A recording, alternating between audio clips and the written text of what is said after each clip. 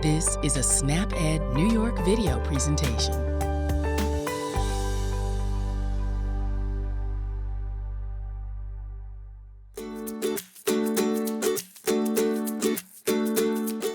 Hello everyone, my name is Wendy Beckman and I'm a registered dietitian with the New York State Office for the Aging and SnapEd New York. Thanks for joining me today on What's Cooking with NYSOFA. Today I'm going to be making a bean and veggie soup. We're going to post a link to the recipe below, and the recipe can also be found on the SnapEd New York website at www.snapedny.org. This is a great recipe because you can use any kind of vegetables or beans that you like. That way you can customize it to the way that you like it. Now before we get into this recipe, let's look at the My Plate graphic. This recipe covers the fruits and vegetables section of My Plate. You want to make half of your plate fruits and vegetables every time you sit down to eat. This bean and veggie soup is a great way to vary your veggies. Beans are a great source of protein and fiber, but they also are in the vegetable group. Beans are a versatile food that add a hearty texture to this soup. I always have a few cans of beans in my pantry so that I can throw together a quick chili or soup, and you can use them also to make tacos or burritos. Canned beans are very convenient. Make sure you look for the low sodium varieties at your local store. However, if you really want to save some money and you have a little extra time, then look for dried beans. I was able to find a bag of dried kidney beans for less than $2. With 13 servings in the bag, that comes out to about 15 cents per quarter cup serving. It's a great way to save some money if you have the time to soak the beans before putting them in your recipe. Yes, they're a little more labor intensive, but if you have time to soak the beans overnight, then you can really save on your grocery bill. This soup is also a great way to use up leftover veggies. If you have some leftover broccoli or green beans or carrots from dinner the night before, then you could easily add them to this soup. I'll be showing you what the recipe calls for, and you could certainly purchase vegetables specifically for the soup, but you could also add extra vegetables that you have left over. Using leftovers is another way to save money when it comes to your grocery budget. Remember that everything you eat and drink over time matters. You want to find your healthy eating style and maintain it for a lifetime. The right mix can help you be healthier now and in the future. Most Americans don't eat enough fruits and vegetables every day, so you know I love to share with you ideas on how to add more fruits and vegetables to your eating pattern. So let's start making this soup. Remember to wash your hands with soap for at least 20 seconds or use an alcohol-based hand sanitizer before you start cooking. This recipe makes 8 servings. Each serving has 190 calories, 7 grams of fiber, and 444 milligrams of potassium. This recipe is also low in fat and sodium. So let's look at the ingredients for this recipe. Here I have a carrot that's been chopped up. This is 1 small onion chopped. I have 2 medium cloves of garlic that have been minced, and you can use jarred garlic if you want to. Here I have 2 stalks of celery, and I'm going to chop those up in just a second. Here I have a 14-ounce can of tomato. This is diced tomato, but you could also use a fresh tomato if you wanted to. Here I have a medium yellow squash cut up. This is 1 15.5-ounce can of red kidney beans, and I rinsed and drained them. Here I have a tablespoon of canola oil. And this is a teaspoon of dried oregano. Now you could also use a teaspoon of dried basil, or you could use both, whatever you like. The recipe calls for about 25 ounces of broth, which is a little more than 3 cups. You can use chicken, beef, or vegetable broth, and I'm going to use chicken broth because that's what I had. Look for low sodium varieties of broth at your local store, but I decided that I really needed more like 4 cups of broth for my soup, and it really depends on the volume of your vegetables and how big your carrot was and how big your onion was and how much broth you need, so that's why I'm using 4 cups of broth here. I also need a half of a cup of water, that's right here. Here is about 1 cup of frozen peas. You can use canned peas if you want to. And last, I have a cup of whole wheat pasta. Now, using whole wheat pasta is a great way to make half of your grains whole grains. Now, if you don't want to use whole wheat pasta, you could use white pasta and just add in some whole grains somewhere else in your eating plan. So, for example, you could eat some whole grain bread or crackers with this soup instead of using the whole wheat pasta. Now the first step is to peel and rinse all of your fresh vegetables, and I've already done that. And then you're going to cut or dice the carrots, the onion, garlic, celery, tomato if you're using a fresh one, and the yellow squash, which I have right here.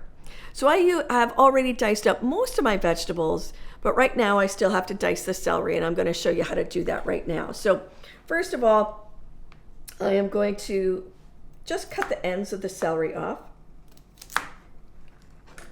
Go in the garbage for both of them. I'm going to just cut the ends off there. Okay.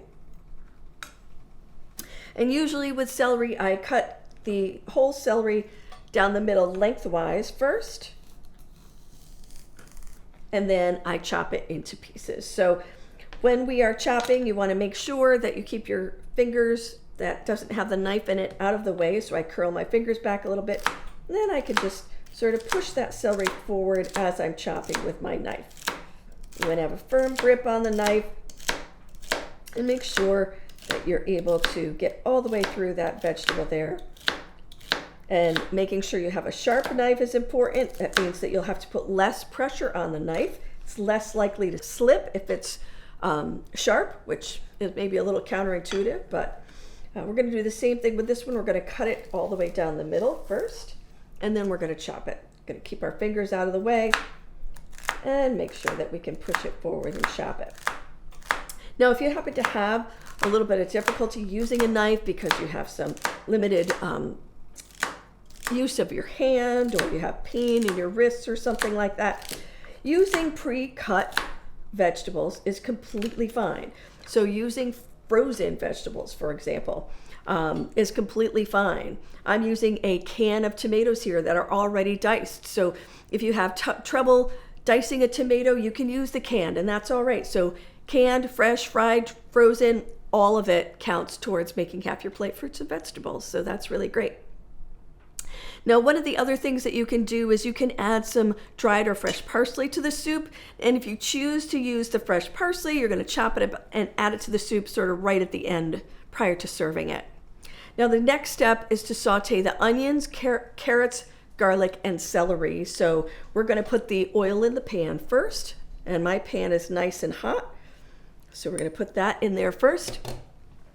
And then we're going to add the onions. So here the onions are going to go in. You'll hear that sizzle a little bit.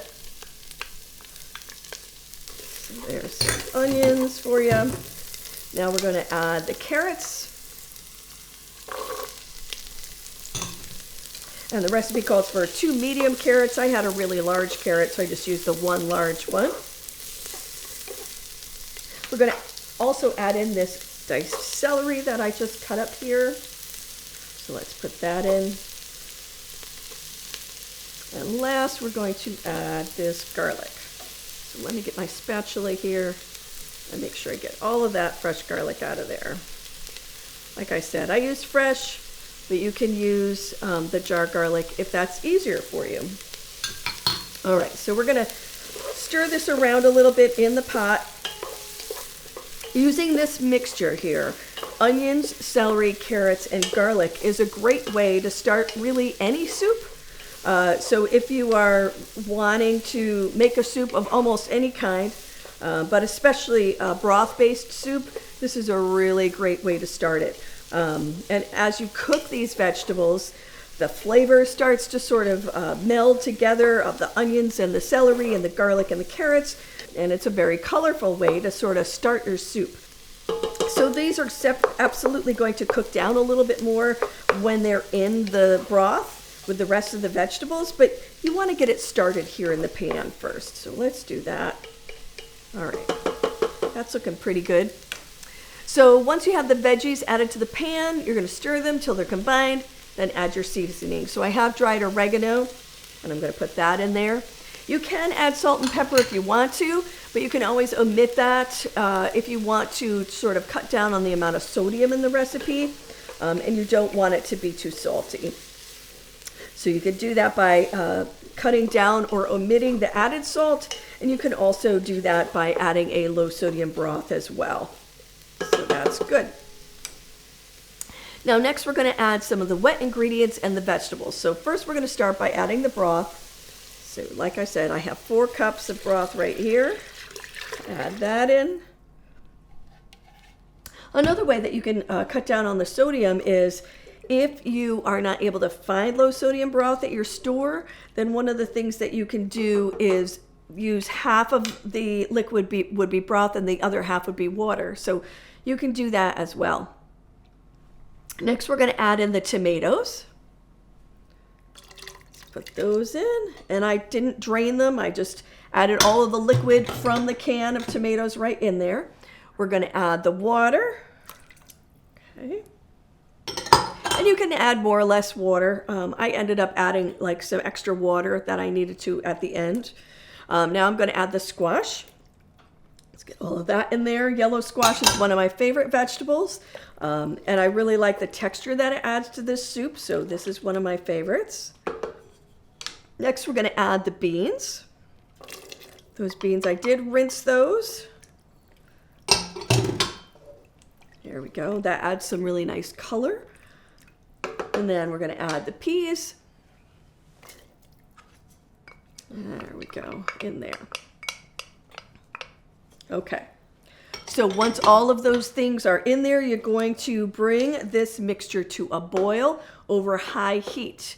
And once your mixture is at a boil, and you're going to add the pasta, and you're going to reduce the heat until the soup is simmering, and you're going to continue to simmer for 8 to 12 minutes or until the pasta is tender. Now, in the interest of time, I actually pre-cooked my pasta, so I'm just going to add that in right now. So there we go. But the pasta sometimes is one of the things that you want to add last, because if it's in there for too long, sometimes it can get a little bit mushy. So that's it. That's the soup. Let me show you some bean and veggie soup that I made earlier so that you can see what it looks like once it's finished. So there it is. And you can see how nice and colorful the soup is. This recipe is a great example of how all forms of fruits and vegetables count. Fresh, frozen, canned, and dried can all be used to increase your intake of these important foods. In this soup, I used fresh vegetables like carrots and squash. I also used canned vegetables with the canned beans and the canned tomatoes. You can also use dried beans if you want to save some extra money. I also used frozen peas, or you can use canned peas if you want to. All of these vegetables can be used to make half of your plate fruits and vegetables. I hope this recipe gave you some ideas on how to incorporate more vegetables into your diet. Don't forget to join me next month when I share more tips on how to save time, save money, and eat healthy. In March, I'll be making chicken and rice. It's a quick and easy one skillet meal. I will be back with another edition of What's Cooking with NYSOFA on Friday, March 28th at 12:30 p.m., right here on the New York State Office for the Aging Facebook page and the New York State Office for the Aging YouTube channel. If you watch on YouTube, make sure that you like and subscribe so that you don't miss out on any of the great recipes that we share. This presentation was funded by the U.S. Department of Agriculture. This institution is an equal opportunity provider. Have a great day, everyone. I'll see you next time.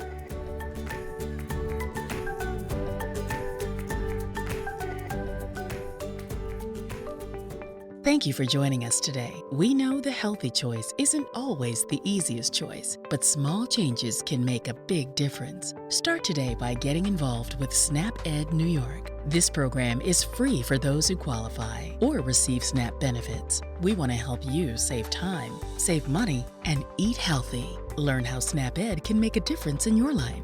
For more information and to find your local program, visit snapedny.org.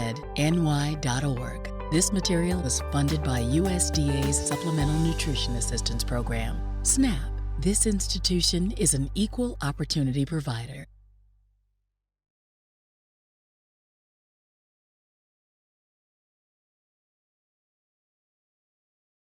Hi, I'm registered dietitian Wendy Beckman, host of What's Cooking with NYSOFA. Over the past 2 years, I've had the opportunity to share healthy, nutritious recipes with you on the show. I work for the New York State Office for the Aging, and thanks to a partnership with SNAP-Ed New York, our nutrition team reaches hundreds of thousands of older New Yorkers each year. So why a cooking program? 60% of health costs and related issues have nothing to do with health, but instead have to do with individual behaviors like our food choices and physical activity. The recipes we feature are nutritionally appropriate for older adults, meeting critical nutrition requirements for healthy aging. What I bet you don't know is that this show is only part of a larger effort. To help me explain what our nutrition team at the New York State Office for the Aging does and what a registered dietitian is, here is registered dietitian Lisbeth Irish. A registered dietitian is a professional who has training and education in food and nutrition. To become an RD, you must complete certain requirements, including a minimum of a bachelor's degree from an institution that's accredited by the Academy of Nutrition and Dietetics. You must also pass a national examination and meet continuing education requirements. What does that mean? As RDs, we are qualified to offer accurate advice about nutrition, and we can help answer your questions about how diet can affect your health. At NYSOFA, the registered dietitians handle many tasks. This includes hosting 2 online programs aimed at helping older New Yorkers make better nutrition choices. These programs are What's Cooking with NYSOFA, which is our monthly cooking demonstration, and a Facebook Live program that I host called Ask the Experts, Nutrition Edition. In the months ahead, be on your lookout for it. We'll be sharing your questions and our experts' answers about nutrition and health.